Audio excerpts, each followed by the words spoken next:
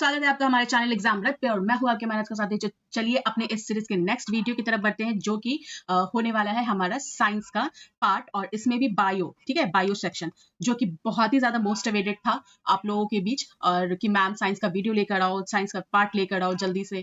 तो लीजिए आ चुका है और ये साइंस का अब 2 सब्जेक्ट बचा हुआ है। ये हो गया साइंस का पार्ट और इसके बाद है इकोनॉमिक्स, ठीक है। इससे पहले जितने भी सब्जेक्ट हैं उसके मैंने जो भी PYQs हैं सब्जेक्ट के, तो उसके मैंने जो वीडियोस हैं वो अपने इसी चैनल के प्लेलिस्ट में अरेंज करके अच्छे से वहां पे पोस्ट कर दिया है। आप वहां से जाके उस सारे वीडियोस को देखें और रिवाइज करें जो भी PYQs है उसके, और जो भी PDFs होते हैं ना इस ये वीडियो से रिलेटेड, तो वो सारे PDFs अपने इस वीडियो के नीचे जो आपको डिस्क्रिप्शन बॉक्स मिलेगा ना, वहां पे वो लिंक दिया हुआ है टेलीग्राम ग्रुप का। आप वहां से जाके उस PDF को देख सकते हैं, ठीक है। वहां से जाके आप उस हमारे टेलीग्राम ग्रुप को ज्वाइन कर सकते हैं और जो भी अपडेट है आपको वहां मिल जाया करेगी, ठीक है। तो बिना किसी देरी के चलिए स्टार्ट करते हैं। ये होने वाला है बायो का सेक्शन, तो चलिए स्टार्ट करते हैं।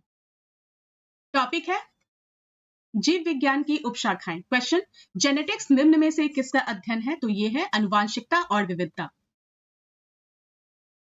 जेनेटिक्स जीव विज्ञान की वह शाखा है जिसके अंतर्गत जीवधारियों में जीनों, आनुवांशिकता और विविधता का अध्ययन किया जाता है। नेक्स्ट क्वेश्चन है, मनुष्य में लक्षणों की वंशागति के अध्ययन को क्या कहा जाता है? मतलब कहा जाता है क्या? तो वो है वंशागति। नेक्स्ट, ऑर्निथोलॉजी अध्ययन है किसका? तो ये पक्षियों का अध्ययन है। पक्षी विज्ञान ऑर्निथोलॉजी प्राणी शास्त्र की एक शाखा है जो पक्षियों के अध्ययन से संबंधित है। नेक्स्ट है पोमोलॉजी निम्नलिखित में से किसका अध्ययन है? तो ये है फलों का अध्ययन। पोमोलॉजी वनस्पति विज्ञान की वह शाखा है जिसमें फलों एवं उनकी खेती का अध्ययन किया जाता है। पोमोलॉजी विज्ञान पर शोध एवं अभ्यास करने वाले व्यक्ति को पोमोलॉजिस्ट कहते हैं। नेक्स्ट क्वेश्चन है, कीट संवर्धन क्या है? तो कीट संवर्धन क्या है? कीटों की वृद्धि करने का विज्ञान, इसको कीट संवर्धन करते हैं। नेक्स्ट इसके एक्सप्लेनेशन को देख लेते हैं। देखिए, कीट संवर्धन कीटों जैसे केचुआ की वृद्धि करने का विज्ञान है। केचुआ कृषकों का मित्र जिसे कहते हैं और भूमि की आंत भी कहते हैं इसको। केचुआ खाद या वर्मी कंपोस्ट पोषक पदार्थों से भरपूर एक उत्तम जैव उर्वरक है। नेक्स्ट टॉपिक है हमारा जैव विकास। क्वेश्चन है, जीवों में अत्यधिक विविधता का कारण है। क्या कारण है? तो यह है उत्परिवर्तन। वैज्ञानिकों का वह समूह जिसने प्रकृतिवाद के सिद्धांत को आधुनिक रूप दिया उसे नव डार्विनवादी कहते हैं। आधुनिक नव डार्विनवादी के अनुसार जीनों में साधारण परिवर्तनों के उपरांत नए जीव बनते हैं जिससे उनमें विविधताएं बढ़ जाती हैं। इन परिवर्तनों को उत्परिवर्तन कहते हैं। ये परिवर्तन स्पष्टतः वंशागत होते हैं तथा पीढ़ियों में वर्ण द्वारा नई जातियों की उत्पत्ति होती है। नेक्स्ट क्वेश्चन है, वर्तमान प्रमाण के अनुसार पृथ्वी पर जीव का उद्भव हुआ है लगभग कब? तो ये हुआ है 20 करोड़ वर्ष पूर्व। देखिए, वर्तमान प्रमाण के अनुसार पृथ्वी पर कोशिकीय रूप में जीव का उद्भव यानी उद्गम यानी कि ओरिजिन लगभग 20 करोड़ वर्ष पूर्व प्रारंभ हुआ है। प्रारंभ में जीव साधारण तथा एक कोशिकीय यानी कि यूनिसेलुलर थे, फिर बाद में बहुकोशिकीय यानी कि मल्टीसेलुलर हो गए। जीवों का विकास हुआ, ठीक है, जो कि यूकैरियोटिक कोशिका वाले होते हैं। ज्ञातव्य है कि जीवाणु तथा हरे नीले शैवाल ब्लू ग्रीन एल्गी जो है वो साधारण किस्म के प्रोकैरियोटिक कोशिका यानी प्रोकैरियोटिक सेल वाले होते हैं। नेक्स्ट क्वेश्चन है, आधुनिक मनुष्य का पूर्वज है कौन है? तो यह है क्रो-मैग्नन मनुष्य। क्रो-मैग्नन मानव आधुनिक मानव से मिलता जुलता है। यह आज के मानव के एकदम समान 6 फुट वाला और पूरी तरह सीधा था। वह पाषाण युग में रहता था और अस्थि औजारों का प्रयोग करता था। वह पशुओं की खाल को सिलकर पहनने की योग्यता रखता था। वह मानव गुफा में रहता था और गुफा की दीवार पर उसके द्वारा बनाए गए भित्ति चित्र प्राप्त होते हैं। वह सबसे नया प्रागैतिहासिक मानव है। नेक्स्ट क्वेश्चन की तरफ बढ़ते हैं, विकास का मुख्य कारक है क्या? तो वह है प्राकृतिक चयन। आज विकास के सर्वाधिक मान्य सिद्धांत को विकास का संश्लेषणात्मक सिद्धांत के नाम से जाना जाता है। इसमें जाति के अभ्युदय को आनुवांशिक विविधताओं की अन्योन्य क्रियाओं एवं प्राकृतिक चयन के आधार पर स्पष्ट किया गया है। नेक्स्ट क्वेश्चन है, विकास का कारण है। क्या कारण है? तो पीढ़ी से पीढ़ी अनुकूलन। विकास के सर्वाधिक मान्य सिद्धांत को विकास का संश्लेषणात्मक सिद्धांत के नाम से जाना जाता है। इसमें जाति के अभ्युदय को आनुवांशिक विविधताओं की अन्योन्य क्रियाओं और प्राकृतिक चयन के आधार पर समझा जा सकता है। अन्य पीढ़ी अर्थात पीढ़ी से पीढ़ी अनुकूलन ही विकास का कारण है। नेक्स्ट क्वेश्चन है, जहां जीव रहता है उस सटीक जगह को कहते हैं, क्या कहते हैं? तो उसको कहते हैं आवास। किसी प्रजाति विशेष के पौधों या जीवों या अन्य जीवधारियों के रहने की सटीक जगह एक्चुअल लोकेशन आवास यानी कि हैबिटेट कहलाता है। नेक्स्ट है आर्कियोप्टेरिक्स। आर्कियोप्टेरिक्स है क्या है? तो ये है जुरासिक युग का सर्व पुरातन पक्षी। आर्कियोप्टेरिक्स जुरासिक युग का सर्व पुरातन पक्षी है। नेक्स्ट, वह जानवर जो मुख्यतः मांस खाता है निम्नलिखित में से क्या कहलाता है? तो वो कहलाता है कार्निवोर। वे जानवर जो मुख्यतः मांस का सेवन करते हैं मांसाहारी यानी कि कार्निवोर कहलाते हैं। शेर, भेड़िया, तेंदुआ, चीता व ध्रुवीय भालू इस श्रेणी के अंतर्गत आते हैं।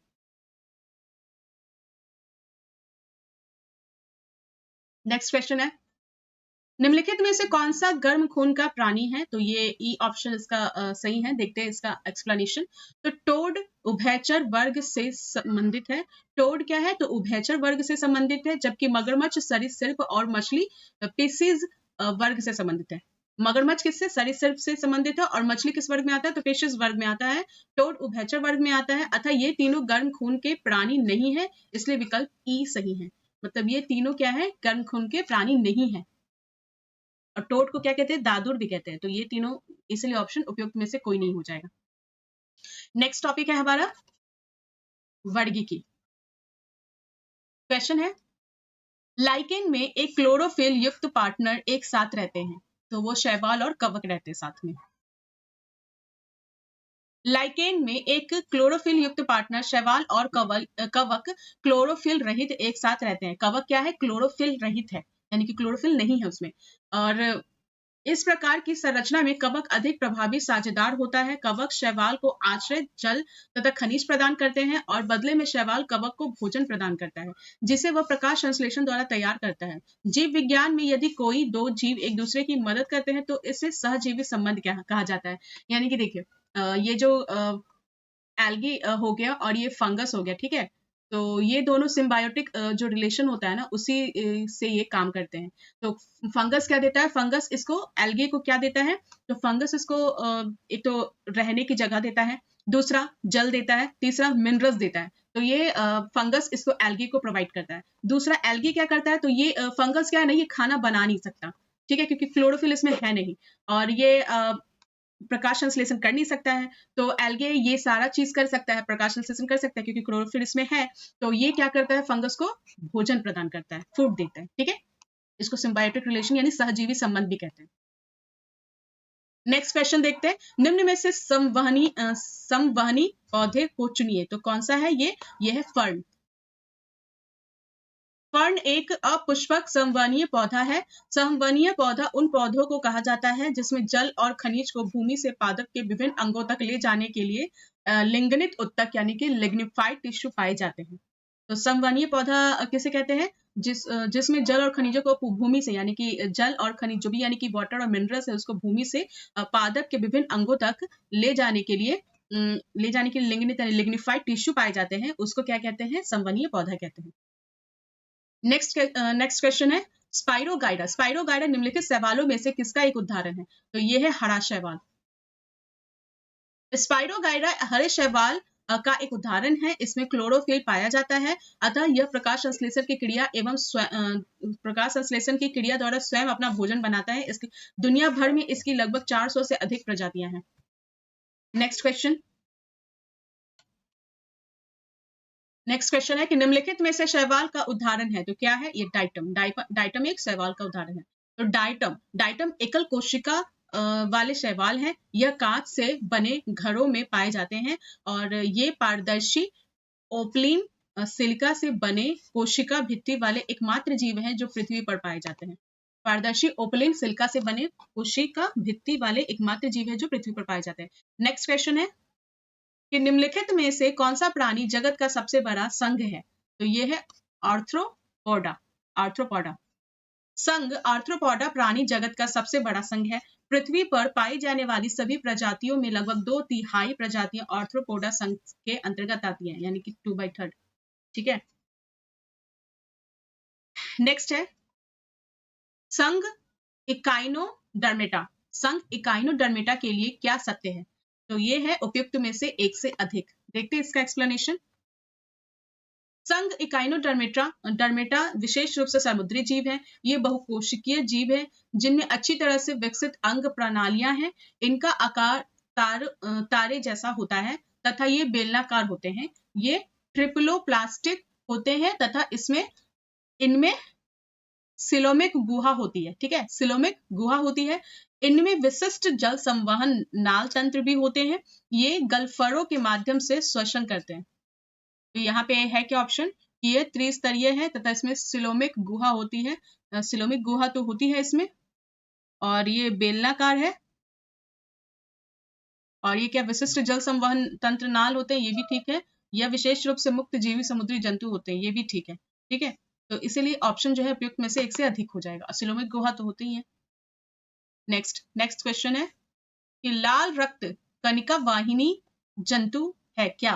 तो लाल रक्त कणिका वाहिनी विहिनी जंतु क्या है? तो ये है केचुआ। केचुए में लाल रक्त कणिकाओं का अभाव होता है, लेकिन केचुए का रंग लाल होता है तथा रक्त के प्लाज्मा में हीमोग्लोबिन घुला होता है।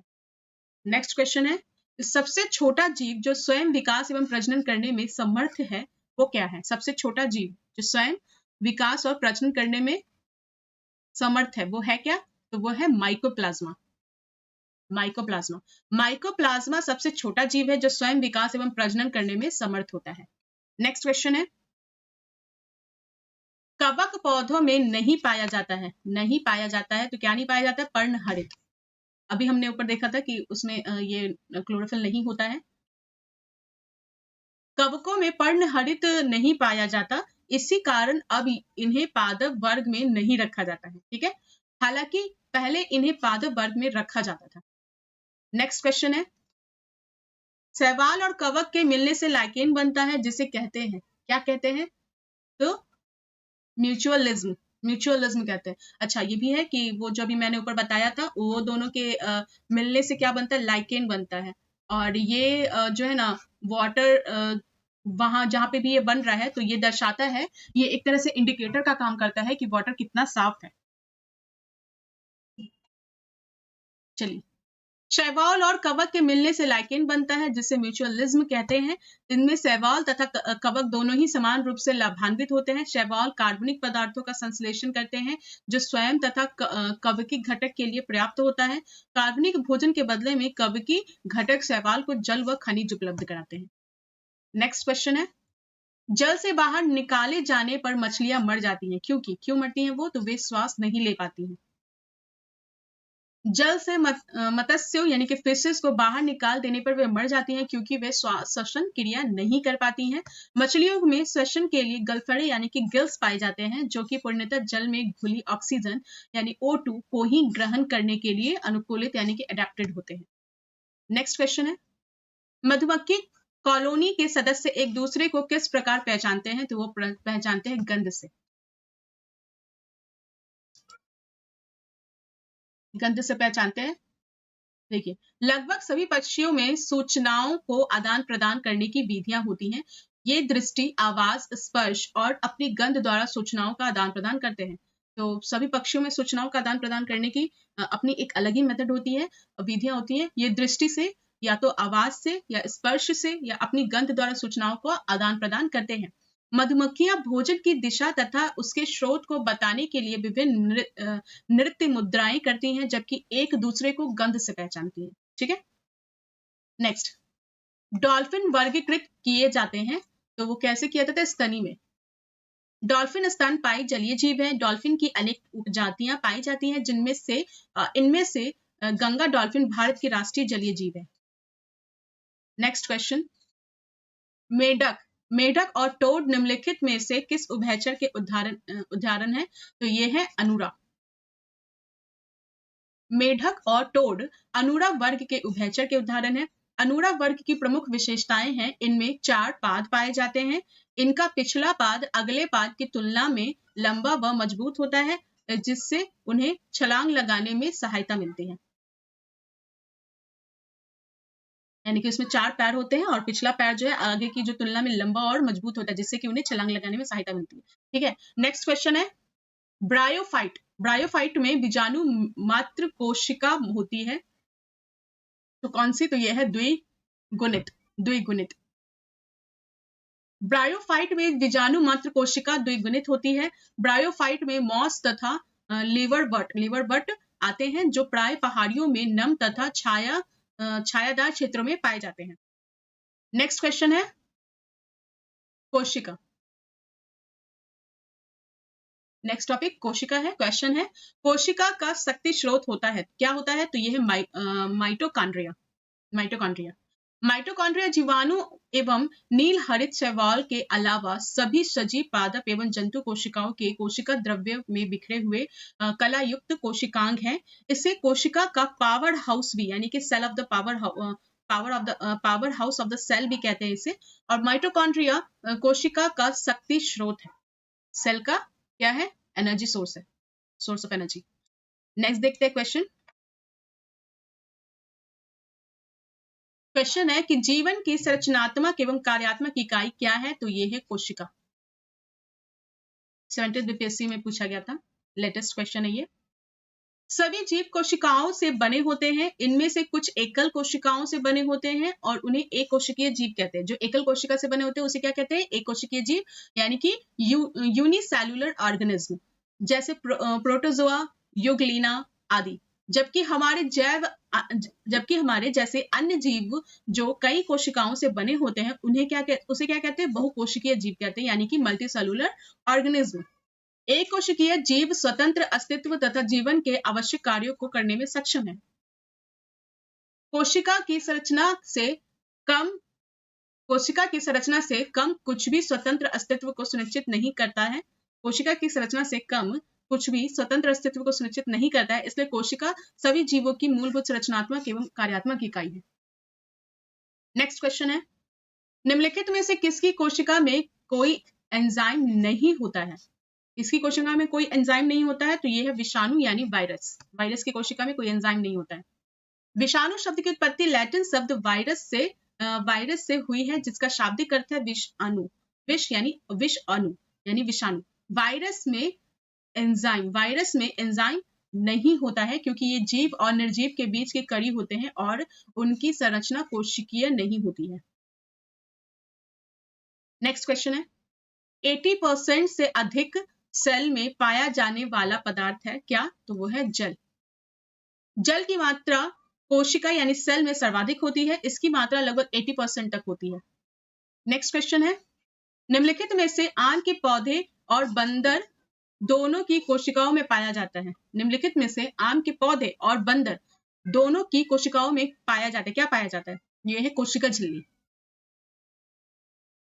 उपयुक्त प्रश्न में आम के पौधे और बंदर दोनों की कोशिकाओं में पाया जाने वाला तत्व कोशिका झिल्ली होती है। कोशिका झिल्ली अर्धपारगम्य यानी कि अर्धपारगम्य होती है, यानी सेमी परमिएबल होती है। यह कोशिका के अंदरूनी भाग से बाहरी वातावरण को अलग करती है तथा कोशिका की संरचनात्मक सहायता भी प्रदान करती है। नेक्स्ट क्वेश्चन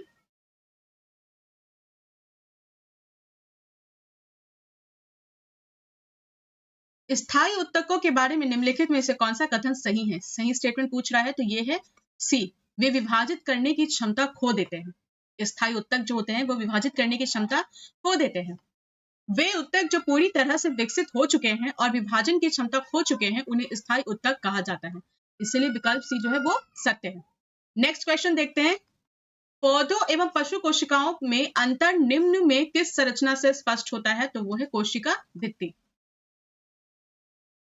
पौधों की कोशिकाओं में कोशिका भित्ति के साथ साथ कोशिका झिल्ली भी होती है।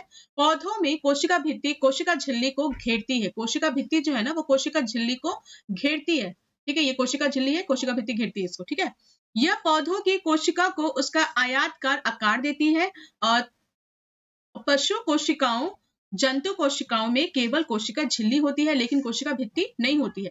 ये अगर पौधों का अगर सेल देखा जाए, और ये है जंतु का, यानी कि एनिमल सेल है, एनिमल है, और ये है प्लांट सेल। तो एनिमल में क्या होता है, क्या पाया जाता है सिर्फ, तो इसमें कोशिका भित्ति नहीं होती है, सिर्फ सेल मेम्ब्रेन होती है। कोशिका क्या बोलते हैं इसको, कोशिका झिल्ली, ठीक है, कोशिका झिल्ली सिर्फ पाई जाती है। और इसमें प्लांट सेल में क्या पाया जाता है, कोशिका झिल्ली पाई जाती है, और इसको कवर कौन करता है, तो कोशिका भित्ति करता है, जो कि ये आयत का शेप में होता है, ठीक है। नेक्स्ट है हमारा टॉपिक क्या, अनुवांशिकता।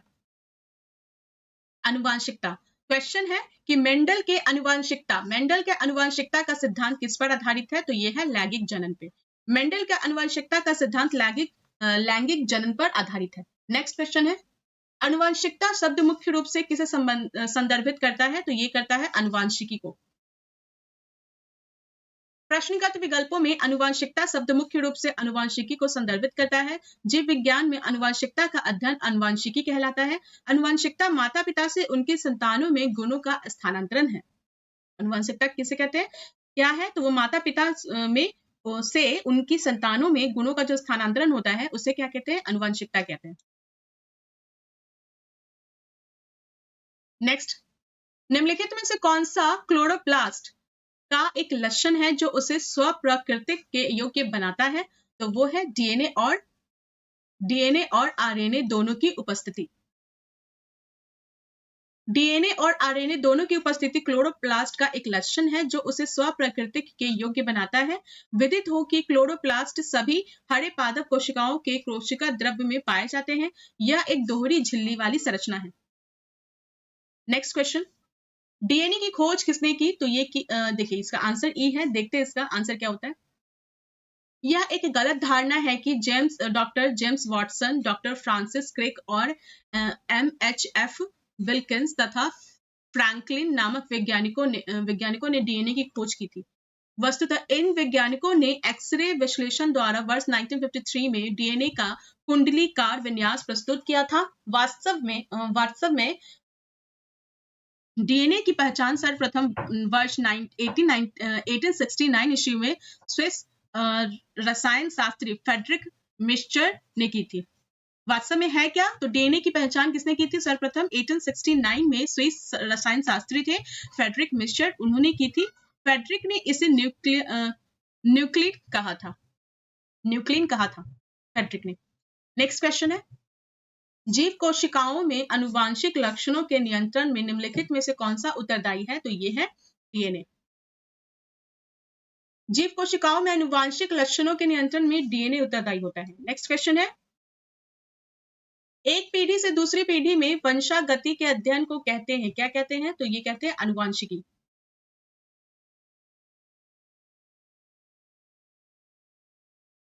एक पीढ़ी से दूसरी पीढ़ी में वंशागति के अध्ययन को अनुवांशिकी कहते हैं। अनुवांशिकी जीव विज्ञान की वह शाखा है जिसके अंतर्गत अनुवांशिकता एवं जीवों की विभिन्नताओं का अध्ययन किया जाता है। अगला प्रश्न है, डीएनए को किसने अंतःपात्र में बनाया, तो ये बनाया आर्थर कॉनबर्ग। आर्थर कॉनबर्ग ने सर्वप्रथम डीएनए को अंतःपात्र में बनाया। नेक्स्ट है, डीएनए डबल हेलिक्स संरचना की खोज किसके द्वारा की गई थी, तो ये की गई थी जेम्स वाटसन और फ्रांसिस क्रिक के द्वारा। जेम्स वाटसन और फ्रांसिस क्रिक ने डीएनए के डबल हेलिक्स यानी कुंडलीकार विन्यास की खोज की थी। इस खोज के लिए वर्ष 1962 में जेम्स वाटसन और फ्रांसिस क्रिक और मॉरिस विल्किंस को चिकित्सा का नोबेल पुरस्कार प्रदान किया गया था। नेक्स्ट टॉपिक है जैव उर्वरक। क्वेश्चन क्या है, तो कार्बनिक कृषि एक ऐसी कृषि प्रणाली है जिसमें, आंसर देखते हैं, जिसमें कार्बनिक खादों, पुनर्चक्रित फॉर्म अपशिष्टों तथा जैव कारकों का अधिकतम मात्रा में प्रयोग किया जाता है। तो कार्बनिक कृषि एक ऐसी कृषि प्रणाली है जिसमें कार्बनिक खादों, पुनर्चक्रित फॉर्म अपशिष्टों और जैव कारकों का अधिकतम मात्रा में प्रयोग किया जाता है। कार्बनिक कृषि में रासायनिक उर्वरकों एवं कीटनाशकों का उपयोग न्यूनतम लगभग शून्य तथा कार्बनिक खाद, कंपोस्ट खाद, कृषि अपशिष्ट, जैविक खाद जैसे नील हरित शैवाल आदि का अधिकतम प्रयोग किया जाता है। नेक्स्ट क्वेश्चन है, निम्न में से जैविक उर्वरक का सही उदाहरण कौन सा है, तो देखते हैं इसका आंसर।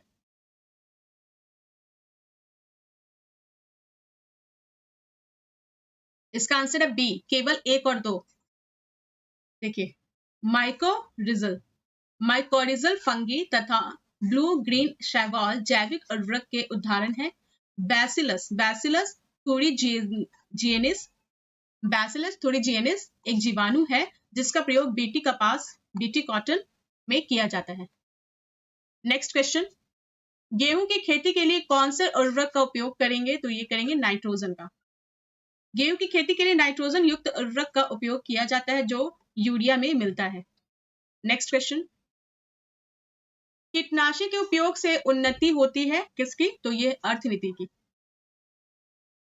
उर्वरकों और कीटनाशकों का उपयोग करके कम भूमि पर अधिक फसलों और पौधों का उत्पादन कर सकते हैं। वे उत्पादकता में लगभग 40% की वृद्धि करने में मदद करते हैं। कीटनाशक जल संसाधनों, उर्वरकों और उच्च गुणवत्ता वाले बीजों जैसे अन्य कृषि उपकरणों के लाभों को अधिकतम करने में भी मदद करते हैं। नेक्स्ट टॉपिक है हमारा मानव शारीरिक एवं क्रिया विज्ञान, जिसमें कि हम अभी नेक्स्ट देखेंगे कंकाल एवं मांसपेशीय तंत्र। कंकाल के वे हिस्से जो हड्डियों की तरह सख्त नहीं होते हैं और मोड़े जा सकते हैं, वो क्या है? तो वो है कार्टिलेज। उपास्थि यानी कि कार्टिलेज एक प्रकार का संयोजी ऊतक होता है जिसमें कोशिकाओं के बीच पर्याप्त स्थान होता है। इसकी ठोस अधात्री प्रोटीन और शर्करा की बनी होती है। इसकी ठोस अधात्री प्रोटीन और शर्करा की बनी होती है। यह अस्थियों के जोड़ों को चिकना बनाती है। परिणाम स्वरूप हड्डियों के बीच घर्षण कम होता है। उपास्थि नाक, कान, कंठ और श्वास नली में भी उपस्थित होती है। नेक्स्ट क्वेश्चन, नेक्स्ट क्वेश्चन है मानव शरीर की मांसपेशियों के बारे में निम्नलिखित में से कौन सा कथन गलत है? रॉन्ग स्टेटमेंट देखना है। तो ये है ए, ये गलत है कि मांसपेशियां केवल हड्डी को धक्का दे सकती हैं। जी नहीं, इसका ये ऑप्शन और भी देख लेते हैं। वो ये सारा ही ऑप्शन जो है ये सही है। देखते हैं क्या। तो मांसपेशियां जोड़े में काम करती है। ठीक है। दूसरा स्टेटमेंट है कि सिकुड़ने पर मांसपेशियां छोटी, सख्त और मोटी हो जाती है। ये भी सही है। और ये इसका एक्सप्लेनेशन देख लेते हैं। तो मांसपेशियां एक व्यक्ति के चलने, बोलने, खाने आदि काम में सहायक होती हैं। सिर्फ ये धक्का नहीं देती हैं, ये चलने, बोलने और खाने आदि में सहायक भी होती है। ये दिल की धड़कन, श्वास और पाचन को नियंत्रित करती है। तापमान विनियमन और दृष्टि सहित कई अन्य कार्य भी पेशिया प्रणाली पर निर्भर करते हैं। मांसपेशियां जोड़ी में कार्य करती हैं और सिकुड़ने पर छोटी, सख्त और मोटी हो जाती है। नेक्स्ट क्वेश्चन देखते हैं। मांसपेशी में संकुचनशील प्रोटीन होते हैं। तो मांसपेशी में संकुचनशील प्रोटीन होते हैं। तो ये होते हैं किस चीज के? एक्टिन और मायोसिन। संकुचनशील प्रोटीन मांसपेशी के संकुचन में शामिल होते हैं। एक्टिन और मायोसिन मांसपेशी में संकुचनशील प्रोटीन होते हैं। नेक्स्ट क्वेश्चन है मानव शरीर के किस अंग में उपकला कोशिका पाई जाती है? मानव शरीर के किस अंग में उपकला कोशिका पाई जाती है? तो इसका आंसर ई है। एक्सप्लेनेशन देख लेते हैं। उपकला ऊतक यानी कि एपिथेलियल टिश्यू। एपिथेलियल टिश्यू एक महीन और चिकनी झिल्ली है जो शरीर के भीतरी समस्त अंगों के बाह्य पृष्ठों को आच्छादित किए हुए हैं। उपकला ऊतक शरीर के विभिन्न अंग जैसे जिह्वा यानी कि टंग, वृक्क नली, लार ग्रंथि, स्वेद ग्रंथि, अग्नाशय, फेफड़ा, नाक, आंख, कान में पाया जाता है। कहाँ पाया जाता है? तो ये सभी यहाँ पे दिया हुआ है कि जिह्वा, वृक्क नली, लार ग्रंथि, श्वेत ग्रंथि, अग्नाशय, फेफड़ा, नाक, आंख, कान में पाया जाता है। क्या? उपकला ऊतक, जिसको क्या कहते हैं? एपिथेलियल टिश्यू की कहते हैं इंग्लिश में। नेक्स्ट क्वेश्चन देखते हैं कि मानव शरीर के यकृत और मांसपेशियों में संधारित ग्लाइकोजेन का रूप होता है। तो ये है पॉलीसैकेराइड।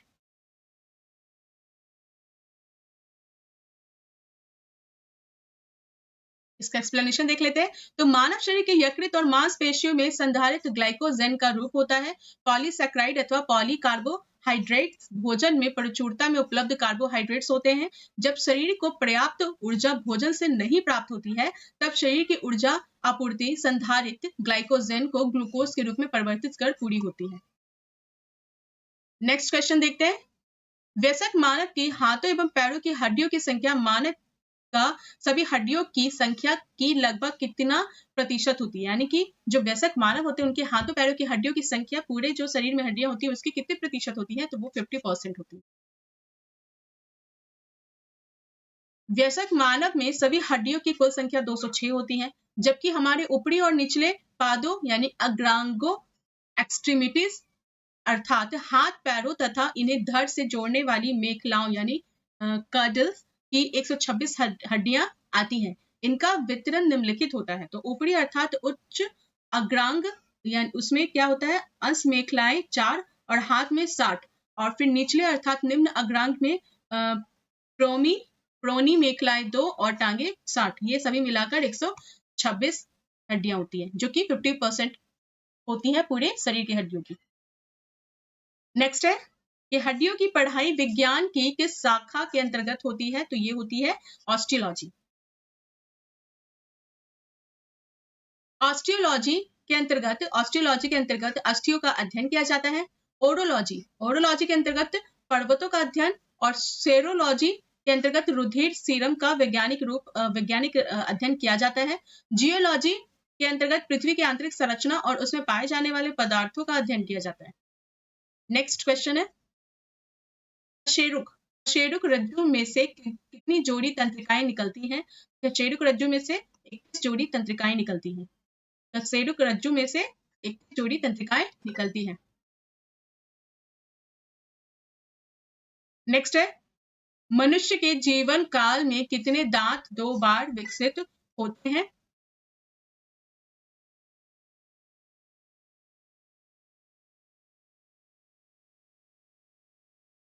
सी यानी कि 20। मनुष्य के जीवन काल में 20 दांत 2 बार विकसित होते हैं और 20 दांत केवल 1 बार विकसित होते हैं।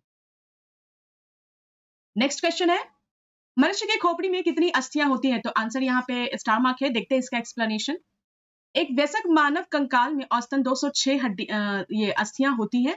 मनुष्य की खोपड़ी में अस्थियों की कुल संख्या कितनी होती है? खोपड़ी में, ठीक है, 29। इनमें से 8 जो होता है मस्तिष्क के चारों ओर का मस्तिष्क खोल अर्थात कपाल बनाती है, तथा शेष जो 14 हड्डियां होती हैं वो चेहरे की होती है, 6 मध्य कर्णों की होती हैं, और तथा हेवाइड यानी कि एक हेवाइड अस्थि होती है।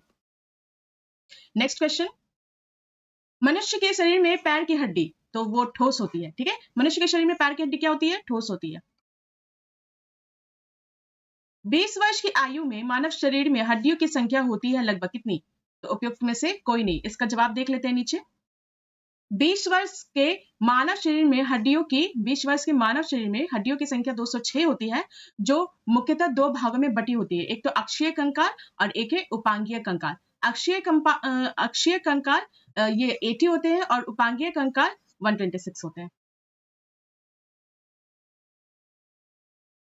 नेक्स्ट क्वेश्चन है निम्नलिखित में कौन सा मनुष्य में अपशेषी अंग नहीं है, तो वो है ये सी, सामने वाले चपटे दांत, यानी जिसको कि कृतंग कहते हैं और इंग्लिश में इसको इंसिजर कहते हैं। ये क्या है? अपशेषी अंग नहीं है। जीवधारियों में अकारिकीय एवं शारीरिक अध्ययनों से हमें अपशेषी अंगों के बारे में ज्ञान प्राप्त होता है। यह एक ऐसा अंग है जो क्रियाहीन प्रतीत होता है, पर इसे पूर्वज के क्रियाशील अंग के क्रियाशील अंग के समजात दर्शाया जा सकता है। उदाहरणतः मनुष्य के बृहद आंत में उपस्थित कृमि रूप परिशेषिका वर्मीफॉर्म अपेंडिक्स एवं आंख की निमेशक झिल्ली निक्टेटिंग मेम्ब्रेन तथा कर्णपाली की कार्नम मांसपेशियां परिशेषिका शाकाहारी रूमिनेंट स्तनपायी प्राणियों में क्रियाशील होती है, लेकिन कृदंत यानी कि इंसिजर अपशेषी अंग नहीं होती। ये सारी होती है बट ये नहीं होती है। नेक्स्ट देखते हैं।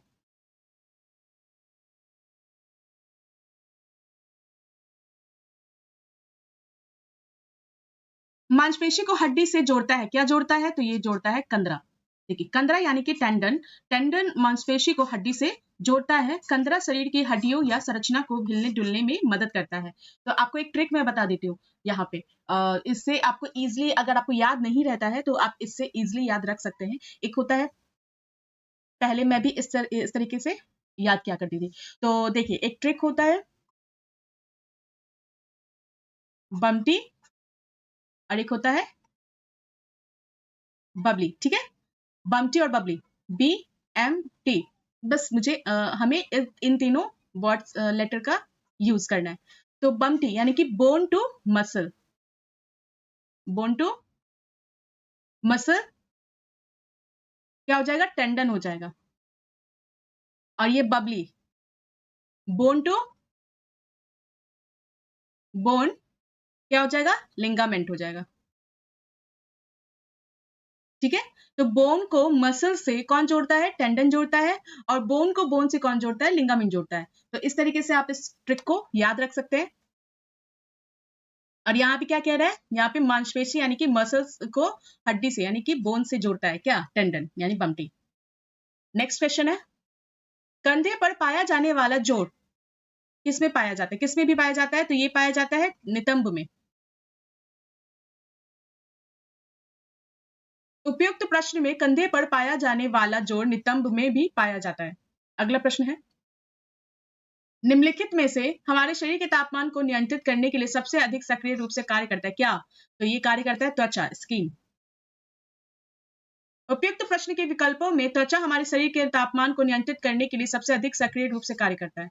अगला प्रश्न है, स्टेपेडियस, स्टेपेडियस एक क्या है, तो वो है मांसपेशी, स्टेपेडियस मांसपेशी है। स्टेपेडियस मानव शरीर की एक छोटी मांसपेशी होती है जो कानों में स्थित होती है। यह स्टेपीज हड्डी को स्थिर रखने में मदद करती है। यह ध्वनि को नियंत्रित करने एवं आंतरिक कान को तंत्र ध्वनि के कारण नुकसान से बचाती है। अगला टॉपिक है हमारे पास, नेक्स्ट टॉपिक क्या है, नेक्स्ट टॉपिक है पाचन तंत्र, डाइजेस्टिव सिस्टम। क्वेश्चन है, मानव तंत्र में इंसुलिन किसका चयापचय यानी मेटाबॉलिज्म नियंत्रित करता है, तो ये करता है कार्बोहाइड्रेट का। इसका एक्सप्लेनेशन देख लेते हैं। इंसुलिन का उत्पादन अग्नाशय ग्रंथि से होता है। यह हार्मोन एक प्रोटीन है जो ग्लूकोज समस्थापन के नियमन में मुख्य भूमिका निभाता है। इंसुलिन लक्ष्य कोशिकाओं में ग्लूकोज से ग्लाइकोजन बनने की प्रक्रिया को भी प्रेरित करता है। ग्लूकोज कार्बोहाइड्रेट का एक स्वरूप है। नेक्स्ट क्वेश्चन है, यकृत एवं मांसपेशियों में ऊर्जा जमा होती है, कहाँ, तो ग्लाइकोजन के रूप में जमा होती है। शरीर की कोशिकाओं को कार्य करने के लिए ऊर्जा की आवश्यकता होती है। यह ऊर्जा शुगर, वसा, प्रोटीन की रासायनिक क्रियाओं से प्राप्त होती है। शुगर शरीर में ग्लूकोज में परिवर्तित हो जाती है जो एक सरल शर्करा है।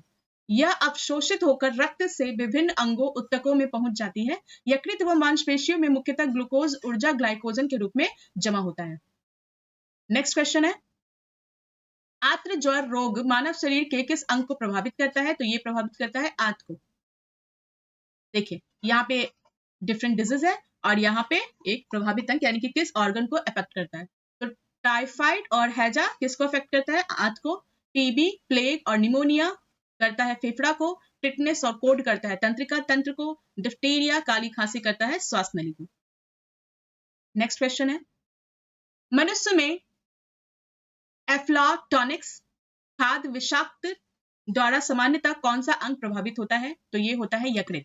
इसका एक्सप्लेनेशन देख लेते हैं। यकृत यानी कि लीवर एक मनुष्य पाचक ग्रंथि यानी डाइजेस्टिव ग्लैंड है जो कि खाद्य विषाक्तन एफ्लैक्टोनिस द्वारा प्रभावित हो जाती है। एफ्लैक्टोनिक्स नामक जहरीला पदार्थ कुछ कवक जैसे एस्परजिलस तथा पेनिसिलियम की कुछ प्रजातियां उत्पन्न कर भोजन को विषाक्त कर देता है। नेक्स्ट क्वेश्चन देखते हैं। क्वेश्चन है, एंजाइम लाइपेज का स्रोत है।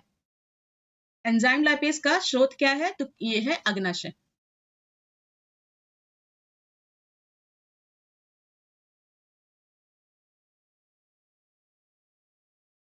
इसका एक्सप्लेनेशन देखते हैं।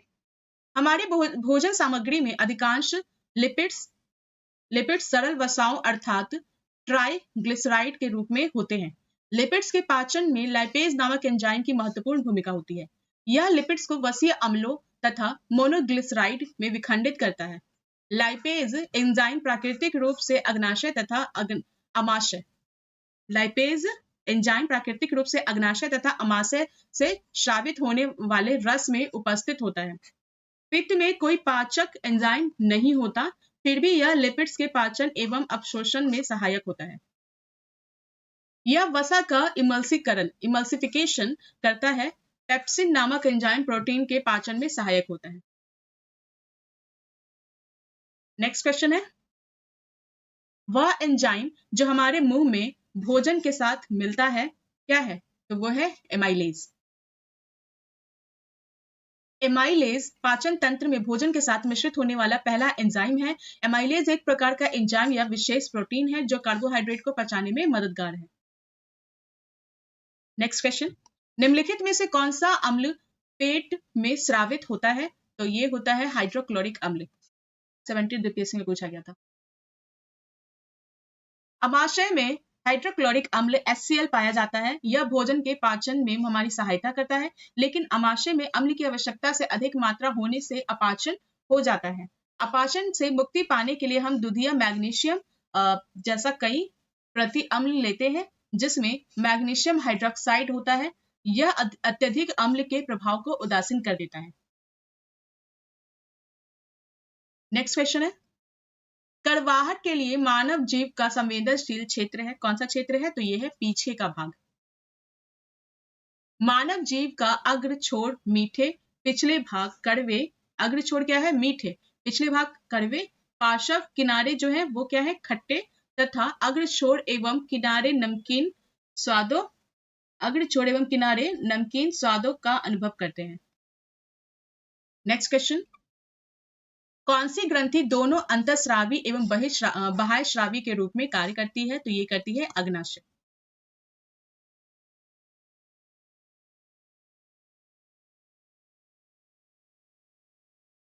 अग्नाशय एक मिश्रित ग्रंथि है जिसमें बहिश्रावी एवं अंतःस्रावी दोनों प्रकार के उत्तक या कोशिकाएं होती है। अग्नाशय के दो मुख्य कार्य होते हैं। क्या क्या? तो बहिश्रावी के रूप में यह मुख्यतः पाचन तंत्र में एंजाइम उत्पादन में सहायक होता है, और अंतःस्रावी के रूप में यह मुख्यतः रक्त शर्करा को विनियमित करता है। नेक्स्ट क्वेश्चन, आहार नाल का कौन सा भाग यकृत से पेट प्राप्त करता है? तो यह है छोटी आंत। आहार नाल का कौन सा भाग यकृत से पित्त प्राप्त करता है? तो छोटी आंत। ठीक है, 70 बीपीएससी में पूछा गया था ये। यकृत यानी लीवर मानव शरीर की सबसे बड़ी ग्रंथि है। यह छोटी आंत में तंतु पर अर्थात डायफ्राम के ठीक नीचे आत्रयोजनी अर्थात मिजेंट्री से संयुक्त गहरे लाल भूरे रंग का होता है। इसका भार लगभग 1.5 किलोग्राम होता है।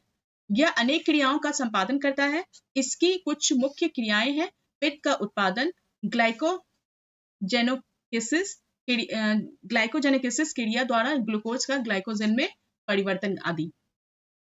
नेक्स्ट क्वेश्चन है, निम्नलिखित में से कौन सी अंतःस्रावी ग्रंथि नहीं है?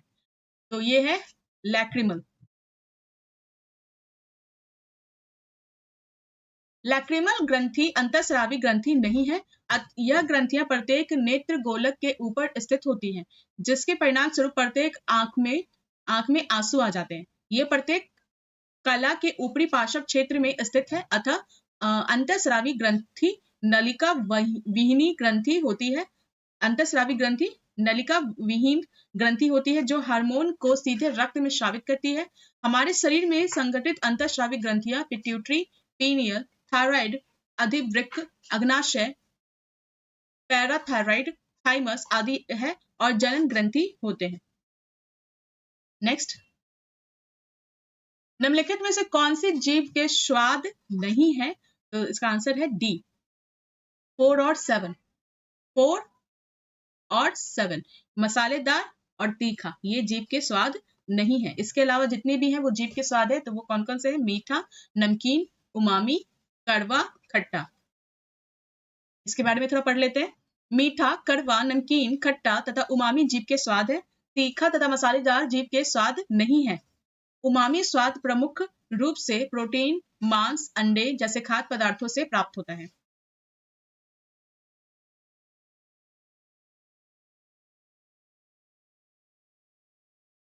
नेक्स्ट टॉपिक है विटामिन एवं पोषण। क्वेश्चन है, निम्नलिखित में से कौन सा मुख्यतः कार्बोहाइड्रेट है? तो ये है चावल। उपयुक्त विकल्पों में चावल कार्बोहाइड्रेट का मुख्य स्रोत है। 100 ग्राम पके हुए चावल में लगभग 25.5 ग्राम कार्बोहाइड्रेट की मात्रा होती है। वास्तव में चावल में 90% कैलोरी कार्बोहाइड्रेट से आती है, और चावल साधारण खाद्य पदार्थों की तुलना में अधिक विटामिन, खनिज और फाइबर प्रदान करते हैं। नेक्स्ट क्वेश्चन है, मानव शरीर में होता है, तो मानव शरीर में होता है लगभग 70% पानी। इसका एक्सप्लेनेशन देख लेते हैं। हमारे शरीर का अधिकतम भाग जल से बना है। मानव शरीर में जल की मात्रा लगभग 2/3 यानी कि लगभग 70% तक पाई जाती है। नेक्स्ट क्वेश्चन है पेलेग्रा। पेलेग्रा निम्नलिखित में से किस विटामिन की कमी के कारण होता है? तो आंसर है इसका बी यानी कि B3। एक्सप्लेनेशन पढ़ लेते हैं इसका। तो पेलेग्रा विटामिन B3 नियासिन की कमी से होने वाला रोग है। पेलेग्रा रोग में दस्त, त्वचा रोग और भ्रम होने की स्थिति होने का खतरा बढ़ जाता है। नेक्स्ट क्वेश्चन है कोबालामीन। कोबालामीन निम्नलिखित में से किस विटामिन का वैज्ञानिक नाम है? तो ये है किसका? B12। विटामिन B12 का रासायनिक नाम साइनोकोबालामीन है। यह डेयरी उत्पादों, मांस, अंडा आदि में पाया जाता है। नेक्स्ट क्वेश्चन है विटामिन जो रक्त के थक्के बनाने में प्रभावी होता है, तो वो क्या है? ये रक्त का थक्का कौन बनाता है? Blood clotting. ये है विटामिन के। नेक्स्ट क्वेश्चन देखते हैं। देखिए इसका एक्सप्लेनेशन थोड़ा रीड कर लेते हैं। विटामिन के की कमी से शरीर में खून का थक्का यानी कि ब्लड क्लॉटिंग धीरे बनने की बीमारी होती है। इस विटामिन को रुधिर स्राव रोधी पदार्थ यानी कि एंटी हार्मोरेजिक कहते हैं। इसकी कमी वाले व्यक्तियों का ऑपरेशन आसानी से नहीं किया जा सकता क्योंकि अधिक रुधिर ब्लड बह जाने का डर बना रहता है। नेक्स्ट, निम्नलिखित में से कौन सा विटामिन प्रतिस्कंदक विषों के प्रतिविष प्रतिकारक के रूप में प्रयोग किया जाता है? तो यह है विटामिन के। प्रतिस्कंदक विषयों के प्रतिविष प्रतिकारक यानी एंटीडोट के रूप में विटामिन के का प्रयोग किया जाता है। इस विटामिन को रुधिर स्राव रोधी पदार्थ यानी एंटी हार्मोरेजिक फैक्टर कहते हैं। इसकी कमी वाले व्यक्तियों का ऑपरेशन आसानी से नहीं किया जा सकता क्योंकि अधिक रुधिर बह जाने का डर बना रहता है। सेम चीज है। नेक्स्ट, निम्नलिखित में से किस विटामिन को एग्रोकैल्सिफेरॉल कहते हैं? तो एग्रोकैल्सिफेरॉल किसको कहते हैं? विटामिन D2 को। विटामिन D2 को एग्रोकैल्सिफेरॉल कहते हैं जबकि विटामिन D3 को कॉलीकैल्सिफेरॉल कहते हैं। एग्रोकैल्सिफेरॉल और कॉलीकैल्सिफेरॉल। विटामिन D2 विटामिन डी का वह प्रकार है जो मुख्यतः भोजन व आहार अनुपूरक के रूप में मनुष्य को प्राप्त होता है। मुख्य रूप से भोजन में यह मक्खन, मशरूम, दूध, पनीर, मांस, अंडों की जर्दी, मछली के तेल आदि में मिलता है। इसकी कमी से बच्चों में सूखा रोग या रिकेट्स हो जाता है। नेक्स्ट है मानव शरीर में विटामिन ए भंडारित होता है कहां पे? तो ये यकृत में भंडारित होता है। मानव शरीर में यकृत में विटामिन ए की काफी मात्रा संचित रहती है। विटामिन ए का रासायनिक नाम है रेटिनॉल, जिसकी कमी से शरीर में रतौंधी हो जाती है। इस विटामिन को संक्रमण रोधी विटामिन भी कहते हैं, जिसका प्रमुख स्रोत दूध, मक्खन, अंडा, मछली का तेल, गाजर इत्यादि है।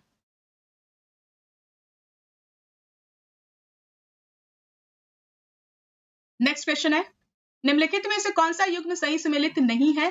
तो ये कौन सा नहीं है? तो ये है टोकोफेरॉल बेरी। ठीक है, तो इसका देख लेते हैं क्या है। रेटिनॉल का तो जिराफ्थैल्मिया होगा और साइनोकोबालामिन का रेक्टाल्पता, फिर आर्गोकैल्सिफेरॉल रिकेट्स। नेक्स्ट इसका एक्सप्लेनेशन देख लेते हैं। रेटिनॉल अर्थात विटामिन ए का साइंटिफिक नेम है रेटिनॉल। उसकी कमी से जिराफ्थैल्मिया रोग होता है। फिर साइनोकोबालामिन यानी कि विटामिन B12 की कमी से रेक्टाल्पता तथा विटामिन डी कोलीकैल्सिफेरॉल विटामिन D3 तथा आर्गोकैल्सिफेरॉल विटामिन D2 की कमी से बच्चों में रिकेट्स नामक रोग हो जाता है। बेरी विटामिन B1, बेरी किसका साइंटिफिक नेम है? तो विटामिन B1 का, अर्थात थायमिन की कमी से होता है। ये कब होता है? थायमिन की कमी से, ना कि टोकोफेरॉल यानी विटामिन ई की कमी से होता है। टोकोफेरॉल किसका साइंटिफिक नेम है? विटामिन ई का। नेक्स्ट क्वेश्चन देखते हैं। निम्नलिखित में से किस युग में सही सुमेल नहीं है? तो इसका आंसर हो जाएगा ई। एक्सप्लेनेशन देख लेते हैं। सूर्य का प्रकाश एवं कॉर्ड यकृत तेल विटामिन डी के समृद्ध स्रोत है। गेहूं अंकुर तेल wheat germ oil vitamin E का प्रमुख स्रोत है, जबकि अल्फा से विटामिन के प्रचुर मात्रा में मिलता है। यद्यपि संतरा विटामिन सी का प्रमुख स्रोत है, तथापि इसमें विटामिन B1 भी बहुत कम मात्रा में प्राप्त होता है, अतः विकल्प ई अभीष्ट उत्तर सही है। नेक्स्ट क्वेश्चन है जिस विटामिन में कोबाल्ट होता है वह है कौन सा? विटामिन B12 में कोबाल्ट पाया जाता है।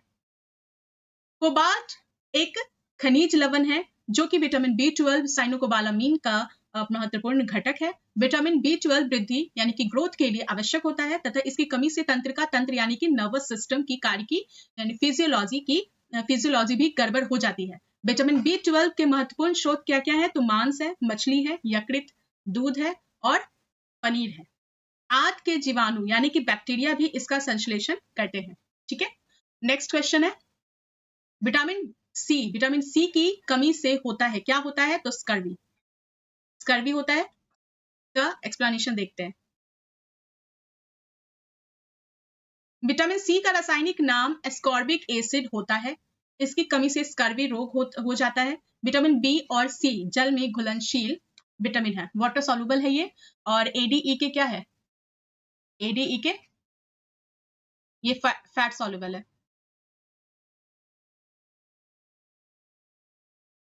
ठीक है, और ये वाटर सॉल्युबल है।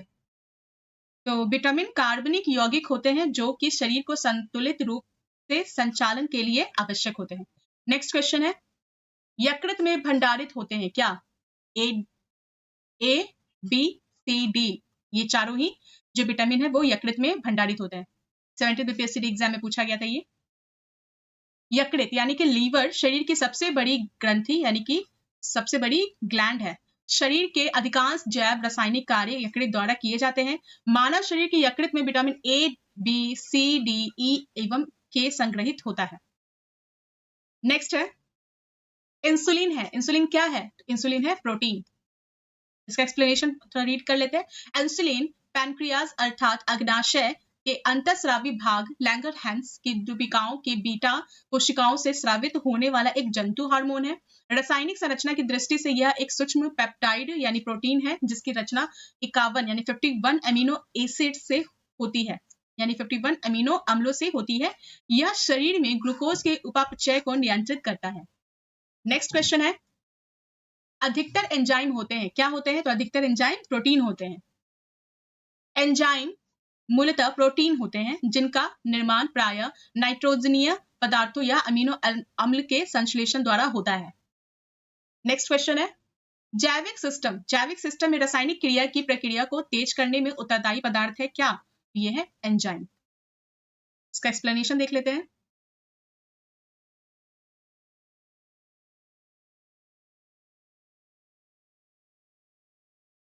एंजाइम एक जैविकीय उत्प्रेरक है जो एक प्रोटीन है और अन्य उत्प्रेरक की तरह अभिक्रिया की गति को तेज करता है।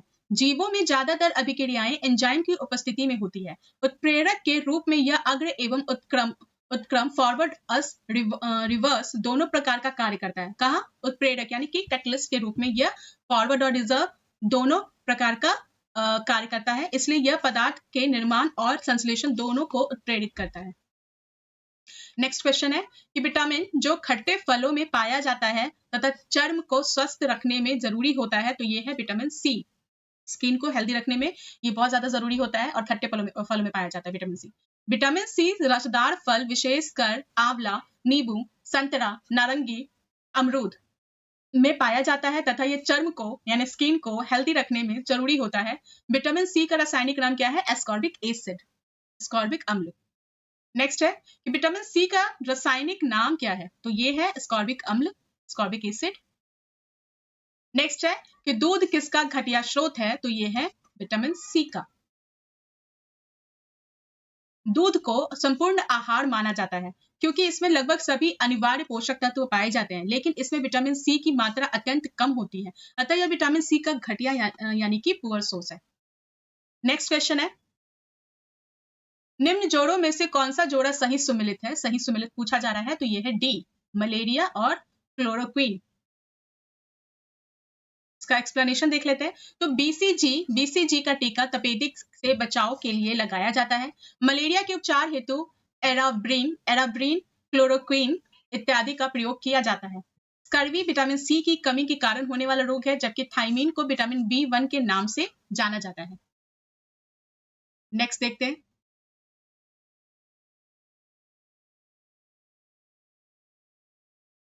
निम्न में से सबसे मीठी चीनी है क्या? तो यह है फ्रक्टोज। सबसे मीठी चीनी फ्रक्टोज होती है। फ्रक्टोज एक प्राकृतिक मोनोसैक्राइड है जो लगभग सभी फलों, शहद और कुछ सब्जियों में पाया जाता है। फ्रक्टोज का अनुसूत्र क्या है? C6H12O6। यह प्रकृति में पाए जाने वाली सबसे मीठी शर्करा है। ठीक है, नेक्स्ट क्वेश्चन है, शर्कराओं में सबसे मीठी है क्या? तो ये अभी हमने देखा, फ्रक्टोज। फिर नेक्स्ट है, थायराइड ग्रंथि की खराबी किसकी कमी के कारण होती है? तो ये है आयोडीन। आयोडीन की कमी के कारण होती है। इसका एक्सप्लेनेशन पढ़ लेते हैं। आयोडीन युक्त हार्मोन थायरॉक्सिन एक अमीनो अम्ल यानी कि अमीनो एसिड है जिसका स्राव थायराइड ग्रंथि यानी थायराइड ग्लैंड द्वारा होता है। थायराइड ग्रंथि से थायरॉक्सिन हार्मोन स्रावित करने के लिए उत्तेजित करने वाला अंतःस्रावी हार्मोन TSH है, यानी थायराइड स्टिमुलेटिंग हार्मोन, या थायरोट्रोपिन है, या तो TSH है या तो थायरोट्रोपिन है। थायराइड स्टिमुलेटिंग हार्मोन या फिर थायरोट्रोपिन, जिसका स्रावन अग्र पिट्यूटरी की थायरोट्रॉफ कोशिकाएं करती हैं। रुधिर में आयोडीन या थायरोक्सिन की कमी होने पर पीयूष ग्रंथि से TSH का स्रावन बढ़ जाता है। किससे बढ़ता है? रुधिर में ब्लड में क्या बोल रहे हैं, थायरोक्सिन और आयोडीन दोनों की कमी होने से पीयूष ग्रंथि जो है उससे TSH का श्रावण बढ़ जाता है, थायराइड स्टिमुलेटिंग हार्मोन का श्रावण बढ़ जाता है, जिसका प्रभाव थायराइड को अधिकाधिक हार्मोन स्रावित करने के लिए प्रेरित करना होता है। शरीर में आयोडीन की कमी से घेघा ग्वाइटर नामक रोग हो जाता है।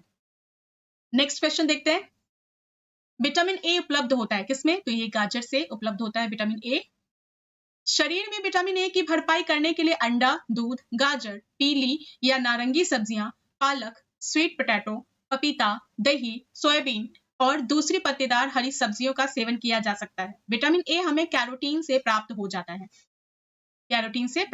है। नेक्स्ट क्वेश्चन है कि विटामिन ए का सबसे अच्छा स्रोत है क्या है? तो चलिए देखते हैं इसका आंसर क्या कह रहा है। तो विटामिन ए का सबसे अच्छा स्रोत है, अभी हमने देखा कि गाजर है। इसका एक्सप्लेनेशन रीड कर लेते हैं। उपयुक्त प्रश्न में दिए गए विकल्पों में विटामिन ए का सबसे अच्छा स्रोत गाजर है। गाजर के अतिरिक्त विटामिन ए के प्रमुख स्रोत निम्नलिखित हैं, जैसे हरी सब्जियां, दूध, मक्खन, अंडा, मछली का तेल इत्यादि। विटामिन ए की कमी से होने वाला रोग रतौंधी, ज़्रोफ्थैल्मिया, त्वचा की कोशिका में परिवर्तन इत्यादि है। नेक्स्ट है, निम्न में से कौन सा विटामिन पानी में घुलनशील होता है? तो इसमें कौन सा होता है? Water soluble. तो बी और सी होता है। ठीक है, बी और सी इसमें तो नहीं है, तो इसलिए डी आंसर इसका सही हो जाएगा। ये 70 बीपीएससी एग्जाम में पूछा गया था। और एडीई अगर ये पूछता फैट सॉल्युबल वसा घुलनशील होता तो ये तीनों ही ऑप्शन हो जाते और वहां पे ऑप्शन ई आना चाहिए था, जिसमें कि इनमें से सभी होना चाहिए था। ठीक है, नेक्स्ट इसका देखते हैं। पोलैंड के वैज्ञानिक कैसिमीर फ्रंक ने पहली बार विटामिनों की अवधारणा का निरूपण किया तथा विटामिन शब्द का सर्वप्रथम प्रयोग किया। अब तक लगभग 20 प्रकार के विटामिन ज्ञात हो चुके हैं, जिनकी दो प्रमुख श्रेणियां हैं। पहला तो है जल में घुलनशील विटामिन, जो कि बी और सी है। दूसरा है वसा में घुलनशील विटामिन ADE के। विटामिन को सहायक आहार भी कहा जाता है। नेक्स्ट है, खमीर का उपयोग, ईस्ट का उपयोग के उत्पादन में किया जाता है। किस चीज के? तो शराब के उत्पादन में खमीर का उपयोग किया जाता है। देखिए, खमीर यानी कि ईस्ट का उपयोग शराब और बियर जैसे मादक पेय पदार्थों के उत्पादन में किया जाता है। इसका उपभोग ब्रेड के उत्पादन में भी किया जाता है। मनुष्यों के लिए पोषक पूरक के रूप में भी इसका उपयोग किया जाता है। नेक्स्ट हमारा टॉपिक है श्वसन तंत्र, रेस्पिरेटरी सिस्टम। नेक्स्ट क्वेश्चन इसका, निम्न में से कौन सी क्रिया पृथ्वी पर हो रहे कार्बन चक्र में ऑक्सीजन को बढ़ाती है? तो ये बढ़ाती है प्रकाश संश्लेषण।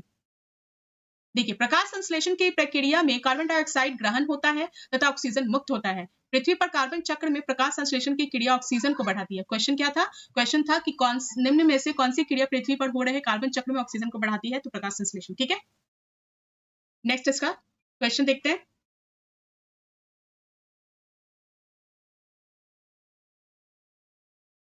नेक्स्ट क्वेश्चन है, निःश्वसन के समय डायफ्राम हो जाता है। निःश्वसन के समय डायफ्राम हो जाता है क्या? तो ये गुंबदाकार हो जाता है। इसका एक्सप्लेनेशन थोड़ा रीड कर लेते हैं। वायुमंडल में शुद्ध वायु को हमारे फेफड़ों तक पहुंचाना और अशुद्ध वायु को फेफड़ों से बाहर निकलने की क्रिया को श्वासोच्छ्वास यानी कि ब्रीदिंग कहा जाता है। यह क्रिया दो भागों में पूरा होती है। पहला तो हो गया निःश्वसन यानी इंस्पिरेशन, और दूसरा हो गया इंस्पायरेशन, और दूसरा हो गया निःश्वसन जिसका होता है एक्सपायरेशन। ठीक है, निःश्वसन इंस्पायरेशन और निःश्वसन एक्सपायरेशन। तो निःश्वसन एक्सपायरेशन की क्रिया में कार्बन डाइऑक्साइड CO2 युक्त हवा फेफड़ों से बाहर निकलती है, ठीक है। इसमें पसलियां और डायफ्राम अपनी सामान्य स्थिति में आ जाते हैं, बस गुदा का आयतन भी फिर से कम हो जाता है। इसके कारण फेफड़ों पर दबाव बढ़ जाता है और कार्बन डाइऑक्साइड गैस हवा में मिलकर शरीर के बाहर निकल जाती है। निःश्वसन के समय डायफ्राम गुंबदाकार हो जाता है, यानी एक्सपायरेशन के समय। नेक्स्ट क्वेश्चन है कि निम्नलिखित में से कौन सी गैस वातावरण प्रदूषक मानी जाती है? वातावरण प्रदूषक कौन सी गैस मानी जाती है? तो ये है सी, सल्फर डाइऑक्साइड, SO2। देखिए, सल्फर डाइऑक्साइड SO2 वातावरण प्रदूषक गैस मानी जाती है। यह स्वास्थ्य और पर्यावरण दोनों को प्रभावित कर सकती है। सल्फर डाइऑक्साइड SO2 के अल्पकालिक जोखिम मानव श्वसन प्रणाली को नुकसान पहुंचा सकते हैं और सांस लेने में कठिनाई उत्पन्न कर सकते हैं। वातावरण में सल्फर डाइऑक्साइड SO2 का सबसे बड़ा स्रोत विद्युत संयंत्रों और अन्य औद्योगिक गतिविधियों में जीवाश्म ईंधन का दहन है। नेक्स्ट क्वेश्चन है, डॉक्टरी मृत्यु की घोषणा होती है जब क्या उपयुक्त सभी तीनों एक साथ मौजूद हो, जैसे नाड़ी गति बंद हो गई हो, हृदय गति रुक गई हो और आंख की पुतलियों स्थिर और फैल गई हो, यानी कि फैल कर जो स्थिर हो गई हो, तथा प्रकाश पड़ने पर कोई प्रतिक्रिया ना हो। तो ये तीनों ही कंडीशन जब हो जाती है ना, तब डॉक्टरी मृत्यु की घोषणा कर देते हैं, यानी डॉक्टर लोग मृत्यु की घोषणा कर देते हैं। इसका एक्सप्लेनेशन पढ़ लेते हैं थोड़ा।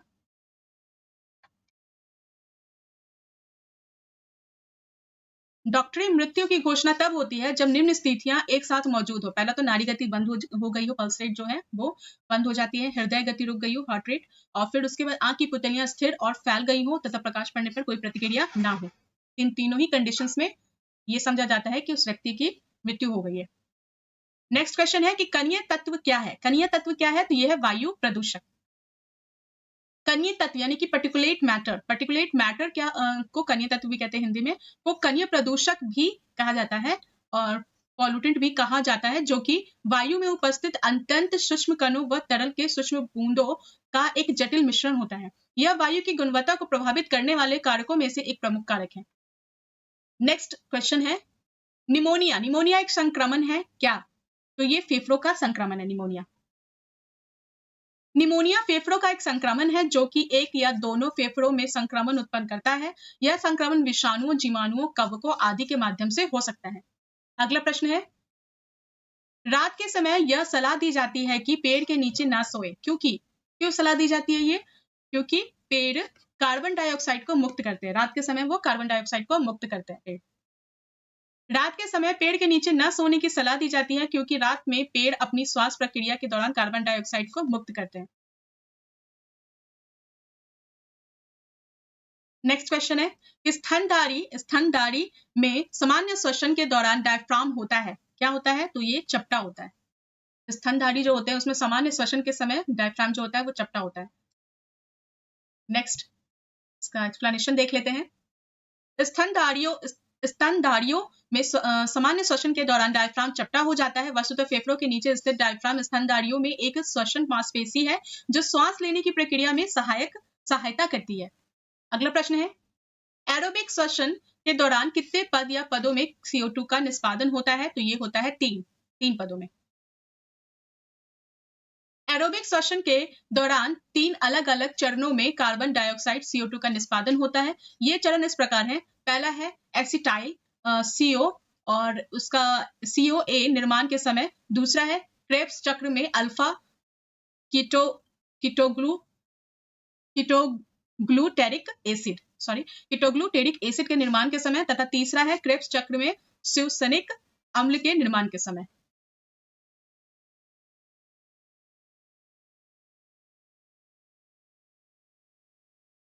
नेक्स्ट टॉपिक है हमारा परिसंचरण तंत्र।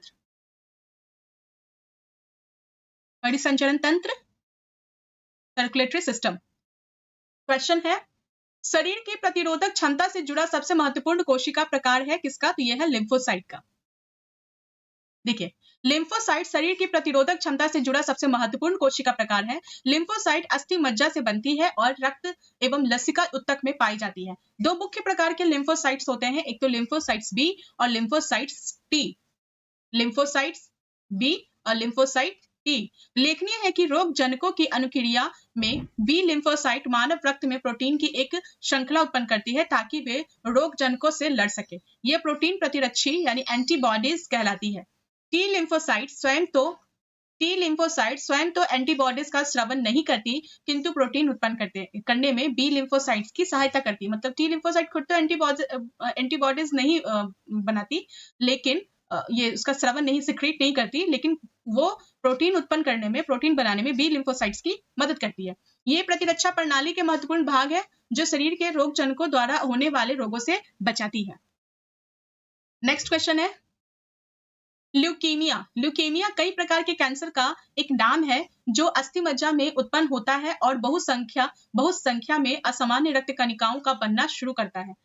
तो यह रक्त कणिका कौन है? ल्यूकीमिया किसके कारण से ये असामान्य रक्त कणिकाओं का बनना किसका होता है? तो ल्यूकीमिया हो जाता है, तो ये होता है श्वेत रक्त कणिका, व्हाइट ब्लड सेल्स,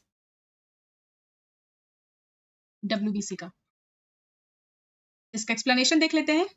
ल्यूकीमिया रक्त संबंधी कैंसरों का समूह है जो अस्थि मज्जा में उत्पन्न होता है। इसमें रुधिर के श्वेत रक्त कणिकाओं यानी WBCs की संख्या असामान्य रूप से बढ़ जाती है।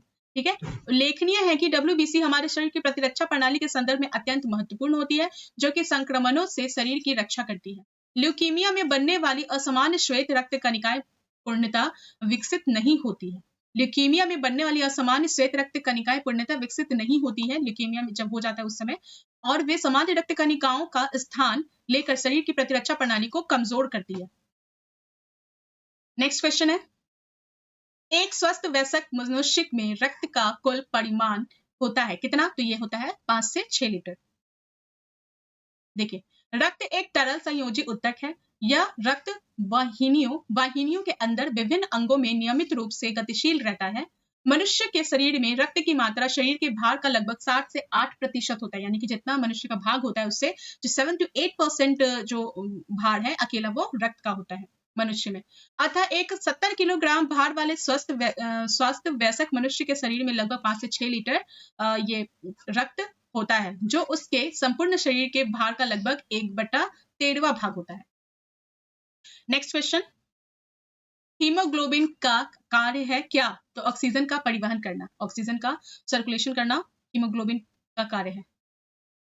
हीमोग्लोबिन फेफड़ों से शरीर के ऊतकों तक ऑक्सीजन ले जाने और कार्बन डाइऑक्साइड को वापस फेफड़ों तक पहुंचाने का काम करता है। हीमोग्लोबिन क्या करता है? तो फेफड़ों से शरीर के ऊतकों तक यानी कि और जो टिश्यूज होते हैं शरीर के, वहां तक ऑक्सीजन ले जाता है और सारे बॉडी से जो कार्बन डाइऑक्साइड है उसको वापस फेफड़ों तक लाने का काम कौन करता है? हीमोग्लोबिन करता है। ठीक है, अर्थात हीमोग्लोबिन का कार्य ऑक्सीजन का परिवहन करना है। रक्त संचार और शरीर के सभी अंगों के कार्यों के लिए ऑक्सीजन की आवश्यकता होती है, जिसमें हीमोग्लोबिन अपनी महत्वपूर्ण भूमिका अदा करता है। नेक्स्ट क्वेश्चन है, हृदय संकुचन के दौरान रक्त के वापस प्रवाह को कौन रोकता है? तो वापस प्रवाह को कौन रोकता है? तो वो है हृदय के वाल्व। हृदय संकुचन के दौरान रक्त के वापस प्रवाह को हृदय वाल्व रोकता है। आलिंद रक्त का संग्रहण करता है तथा इसकी दीवारें पतली होती हैं। निलय का कार्य रक्त को शरीर के विभिन्न भागों तक पंप करना होता है। निलय का क्या कार्य होता है? तो शरीर के कार्य रक्त को शरीर के विभिन्न भागों तक पंप करना होता है। इस भाग में रक्त का दाब अधिक होने के कारण इसकी दीवारें मोटी होती है और उस समय आलिंद के टाइम पे क्या होती है? पतली होती है। नेक्स्ट क्वेश्चन, आधान या ट्रांसफ्यूजन में रक्त न केवल रक्त के प्रकार में बल्कि इसमें भी संगत होना चाहिए। किसमें संगत होना चाहिए? तो ये RH कारक, RH फैक्टर जो होता है उसमें भी संगत होना चाहिए। रक्त आधान ब्लड ट्रांसफ्यूजन में रक्त के प्रकार के साथ RH फैक्टर का भी संगत होना आवश्यक है। RH फैक्टर यानी RH कारक की खोज लैंडस्टीनर और वीनर ने रीसस बंदर के रक्त में की थी। नेक्स्ट क्वेश्चन है, इनमें से रक्तदाब का मापक यंत्र कौन सा है? तो यह है स्फेग्नोमैनोमीटर। मनुष्य का औसत रक्तचाप 120/80 होता है। धमनियों में रक्तदाब की 2 अवस्थाएं होती हैं। पहले को प्रंकुचन दाब यानी कि सिस्टोलिक प्रेशर तथा दूसरे को प्रसारण दाब यानी डायस्टोलिक प्रेशर कहते हैं। सामान्य तौर पर प्रंकुचन दाब 120 मिलीलीटर HG तथा प्रसारण दाब 80 मिलीलीटर Hg होता है। रक्तचाप को डॉक्टर स्फेग्नोमैनोमीटर यंत्र द्वारा मापता है। ब्लड प्रेशर को किससे मापा जाता है? तो स्फेग्नोमैनोमीटर से। नेक्स्ट, मनुष्य के शरीर के किस अंग में लिम्फोसाइट्स का निर्माण होता है? तो ये ई है इसका आंसर। देखते हैं इसका एक्सप्लेनेशन क्या कहता है। तो मनुष्य के शरीर में तिल्ली या प्लीहा, प्लीहा इसको अंग्रेजी में स्प्लीन भी कहते हैं, थाइमस ग्रंथि, अस्थि मज्जा यानी कि बोन मैरो आदि में लिम्फोसाइट्स का निर्माण होता है। तो कहाँ कहाँ होता है? स्प्लीन, जिसको कि हिंदी में तितली या प्लीहा कहते हैं, थाइमस ग्लैंड और अस्थि मज्जा यानी कि बोन मैरो। ठीक है, इस पर लिम्फोसाइट्स का निर्माण होता है। लिम्फोसाइट्स एक प्रकार की श्वेत रक्त कणिकाएं यानी WBCs होती हैं, जो गश्ती सेना की भांति समस्त शरीर में घूमती रहती है तथा सुरक्षा तंत्र के सारे भागों के बीच सामंजस्य स्थापित करती हैं। नेक्स्ट क्वेश्चन है, निम्नलिखित में से कौन रक्त के संचलन में मदद करता है? तो ये है एरिथ्रोसाइट। एरिथ्रोसाइट को आरबीसी भी कहते हैं। देखिए, एरिथ्रोसाइट्स जिसे लाल रक्त कणिकाएं कहते हैं, आरबीसी, ठीक है, प्रायः रक्त के संचलन में सहायक होते हैं। इसका मुख्य कार्य फेफड़ों से ऑक्सीजन को शरीर के सभी ऊतकों तक पहुंचाना तथा कार्बन डाइऑक्साइड को फेफड़ों तक वापस लाना, यानी कि इसमें आरबीसीज में होता क्या है? तो हीमोग्लोबिन होता है। ठीक है, तो वो क्या काम करता है? फेफड़ों से सारे जो बॉडी पार्ट्स है वहां तक ऑक्सीजन को ले के जाना और सारे बॉडी पार्ट से जो भी कार्बन डाइऑक्साइड है उसको फेफड़ों तक लाना उसका काम होता है। नेक्स्ट इसका देख लेते हैं। क्वेश्चन है, सर्वप्रथम मानव हृदय प्रत्यारोपण हुआ था, कहां पे हुआ था? तो दक्षिण अफ्रीका में हुआ था। देखिए, डॉक्टर क्रिश्चियन बर्नार्ड दक्षिण अफ्रीका के एक प्रसिद्ध सर्जन थे, जिन्होंने सर्वप्रथम मानव हृदय का पहला सफलतापूर्वक प्रतिस्थापन ट्रांसप्लांटेशन किया था। नेक्स्ट क्वेश्चन है, सर्वदाता वर्ग, सर्वदाता वर्ग के रक्तदाता का रक्त ग्रुप होता है। सर्वदाता वर्ग के रक्तदाता का रक्त ग्रुप क्या होता है? वो होता है ओ। ओ वर्गधारी व्यक्ति सभी वर्गों को रक्तदान कर सकता है, इसीलिए इसे सर्वदाता कहते हैं। यह ध्यान देने योग्य बात है कि AB वर्ग वाले व्यक्ति को किसी भी वर्ग का रुधिर दिया जा सकता है, परंतु इसका रुधिर किसी दूसरे रुधिर वर्ग के व्यक्ति को नहीं दिया जा सकता। AB वर्ग वाले व्यक्ति को किसी भी वर्ग का रुधिर दिया जा सकता है, यानी कि कोई किसी भी वर्ग का रुधिर वो AB वाले को दिया जा सकता है, लेकिन दूसरे रुधिर वर्ग के व्यक्ति को नहीं दिया जा सकता। इसका ब्लड जो है वो दूसरे को नहीं दिया जा सकता। अतः AB वर्ग व्यक्ति को सर्वत्रिक ग्राही कहते हैं और O जो है वो सर्वदाता है। नेक्स्ट है, किसी व्यक्ति के रक्त समूह का निर्धारण होता है, कैसे होता है? तो उपयुक्त में से कोई नहीं, ये तीनों ही आंसर नहीं है। तो देखते हैं इसका एक्सप्लेनेशन क्या कह रहा है। मेंडल के नियमों के अनुसार किसी व्यक्ति के रक्त समूह का निर्धारण माता पिता से प्राप्त जीन्स के आधार पर ही विकसित होता है। इसकी वंशागति 2 के बजाय 3 तुलनात्मक लक्षणों कॉन्ट्रास्टिंग कैरेक्टर्स के जीन अथवा एलिल्स, जीन्स और एलिल्स पर निर्भर करती है। नेक्स्ट, सार्वभौमिक स्वीकार्य रक्त समूह है, तो वो है A, B, मतलब AB। सर्वदाता कौन है? तो वो है O। देखिए, AB रक्त समूह सार्वभौमिक स्वीकार यानी कि यूनिवर्सल एक्सेप्टर है, क्योंकि इसमें एंटीजन A और B दोनों होते हैं तथा इसमें कोई एंटीबॉडीज नहीं होता है, जबकि O नेगेटिव सार्वभौमिक दाता रक्त समूह है। नेक्स्ट है, मायोग्लोबिन। मायोग्लोबिन में कौन सी धातु होती है? तो ये होती है लोहा। मायोग्लोबिन लोहा और ऑक्सीजन युक्त प्रोटीन है जो सभी स्तनधारियों की मांसपेशियों में पाया जाता है, जबकि हीमोग्लोबिन रक्त में लाल रक्त कणिका में पाया जाता है। आरबीसी में हीमोग्लोबिन पाया जाता है। नेक्स्ट देखते हैं, मनुष्य के शरीर में खून के शुद्धिकरण की प्रक्रिया को कहते हैं, क्या कहते हैं? तो डायलिसिस। मनुष्य के शरीर में रक्त शुद्धिकरण की प्रक्रिया को डायलिसिस कहा जाता है। अगला प्रश्न है, निम्नलिखित में से कौन सा रक्त का तरल भाग होता है? तो ये होता है प्लाज्मा। 70 बीपीएससी प्री में पूछा गया था ये। मानव रुधिर तरल संयोजी ऊतक है। यह शरीर के ऊतकों को ऑक्सीजन और पोषक तत्व पहुंचाता है। रक्त में 4 घटक होते हैं, प्लाज्मा, आरबीसी यानी लाल रक्त कणिकाएं, श्वेत रक्त कणिकाएं यानी कि WBC और प्लेटलेट्स। तो प्लाज्मा रक्त का 55% भाग तथा शेष भाग 45% होते हैं। प्लाज्मा में अधिकतर लगभग 92% वाटर होता है। नेक्स्ट है, कि रक्त में त्रुटिपूर्ण हीमोग्लोबिन निम्न में किसमें दिखता है, तो ये है दात्र कोशिका अरक्ता, ठीक है। इसका एक्सप्लेनेशन देख लेते हैं। दरांती यानी कि दात्र कोशिका अरक्ता सिकल सेल एनीमिया जिसको कहते हैं, एक अनुवांशिक विकार है। इसके कारण रक्त कोशिकाएं दरांती के आकार की हो जाती हैं। यह हीमोग्लोबिन को प्रभावित करता है, जो कि लाल रक्त कोशिकाओं में ऑक्सीजन ले जाने वाला एक प्रमुख प्रोटीन है। आमतौर पर लाल रक्त कोशिकाएं तस्तरी के आकार की होती है और तथा रक्त वाहिकाओं में आसानी से प्रवाहित होती हैं। यह रोग हीमोग्लोबिन अणु को प्रभावित कर लाल रक्त कोशिकाओं का आकार बदल देता है तथा दरांती आधार अर्धचंद्राकार बना देता है और जिससे रक्त प्रवाह बाधित हो जाता है। यानी कि आरबीसी का शेप क्या होता है, एक तो इसे ये गोल टाइप का शेप होता है उसका, और ये जब ये होता है सिकल सेल एनीमिया होता है तो ये करता क्या है, तो अर्धचंद्राकार उसका शेप क्या कर देता है, ये अर्धचंद्राकार क्या हो गया, ये ऐसा इसका शेप कर देता है, ठीक है। तो रक्त प्रवाह बाधित हो जाता है इससे। नेक्स्ट है कि निम्न में से किसकी कमी से मधुमेह होता है, तो ये होता है इंसुलिन की कमी से। देखिए, इंसुलिन की कमी से मनुष्य को मधुमेह होता है। इंसुलिन का मुख्य कार्य रुधिर में ग्लूकोज का नियंत्रण करना होता है। इसकी कमी से रक्त में ग्लूकोज का नियंत्रण नहीं हो पाता है। नेक्स्ट क्वेश्चन है, लैक्टियल्स निम्नलिखित में से किससे संबंधित होता है, तो ये संबंधित होता है वसा अवशोषण से। एक्सप्लेनेशन रीड कर लेते हैं इसका। लैक्टियल्स लसिका वाहिकाएं हैं जो लैक्टियल्स रक्त कोशिकाओं के समान होते हैं, लेकिन रक्त कोशिकाओं की तुलना में इनका व्यास बड़ा होता है। इनका मुख्य कार्य छोटी आंत में आने वाले पचे हुए भोजन में उपस्थित वसा को अवशोषित करना है।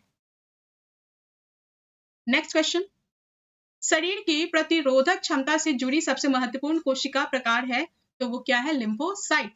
प्रतिरोधक क्षमता के बारे में जब भी बात होगी तो वो है लिम्फोसाइट का नाम आ जाएगा। लिम्फोसाइट सबसे छोटी श्वेत रक्त रुधिराणु है। इसका प्रमुख कार्य शरीर की प्रतिरक्षा प्रतिक्रियाओं से रोगाणुओं को नष्ट कर शरीर की प्रतिरोधक क्षमता में वृद्धि करना है। नेक्स्ट क्वेश्चन है, टैकीकार्डिया में हृदय गति हो जाती है, तो क्या हो जाती है, तेज हो जाती है टैकीकार्डिया में। देखिए, टैकीकार्डिया हृदय गति के लिए एक चिकित्सीय शब्द है। जब हृदय 1 मिनट में 100 या इससे अधिक बार धड़कता है तब चिकित्सा विज्ञान में इसे टैकीकार्डिया कहा जाता है।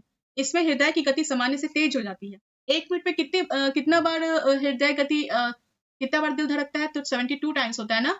अगर ये 100 या उससे अधिक हो जाता है तब जाके ये टैकीकार्डिया कहलाता है। नेक्स्ट टॉपिक है उत्सर्जन तंत्र, एक्सक्रीटरी सिस्टम। तो क्वेश्चन है, वृक्क से प्रति मिनट औसत रक्त प्रवाह होता है कितना, तो यह है 1200 सीसी, 1200 सीसी। वृक्क मानव शरीर का एक महत्वपूर्ण अंग है। इसका मुख्य कार्य रक्त की शुद्धि के साथ शरीर से विषाक्त पदार्थों को मूत्र के माध्यम से बाहर निकालना होता है। मानव वृक्क प्रतिदिन लगभग 180 लीटर रक्त की शुद्धि करता है तथा 180 लीटर रक्त की शुद्धि करता है प्रतिदिन, कैन यू इमेजिन, तथा लगभग 1.5 लीटर मूत्र में तब्दील करता है, 1.5 लीटर। वृक्क से प्रति मिनट 1200 सीसी रक्त प्रवाहित होता है। वृक्क से प्रति मिनट 1200 सीसी रक्त प्रवाहित होता है, जो हृदय द्वारा 1 मिनट में निकाले गए रक्त के 1/5वें भाग के बराबर होता है। नेक्स्ट क्वेश्चन देखते हैं, मानव शरीर में निम्नलिखित में से कौन सी ग्रंथि जोड़े के रूप में मौजूद रहती है, तो ये है अधिवृक्क, किडनी।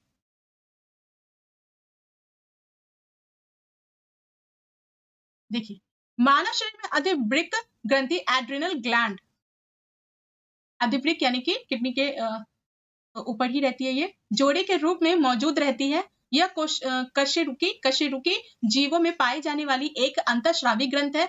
यह वृक्क यानी कि गुर्दे के ऊपर स्थित होती है। इसका कार्य हमारे शरीर के अंदर की महत्वपूर्ण प्रतिक्रियाओं को नियंत्रित करने वाले हार्मोन का उत्पादन करना है। नेक्स्ट क्वेश्चन है, मानव गुर्दे में निस्यंदन इकाइयों को कहा जाता है, क्या कहा जाता है, तो नेफ्रॉन। देखिए, मानव गुर्दे में निस्यंदन इकाइयों को नेफ्रॉन कहा जाता है। इसका उपयोग रक्त से पानी, आयनों और छोटे अणुओं को अलग करने, अपशिष्ट और विषाक्त पदार्थों को निस्यंदित करने तथा आवश्यक अणुओं को रक्त में पुनः भेजने के लिए किया जाता है। नेक्स्ट क्वेश्चन है, मनुष्य में गुर्दे किसके तंत्र का हिस्सा है? तो ये है मल त्याग का। मनुष्य में गुर्दे मल त्याग प्रणाली का हिस्सा है। गुर्दे रक्त से तरल अपशिष्ट को छानकर मूत्र निर्मित करते हैं।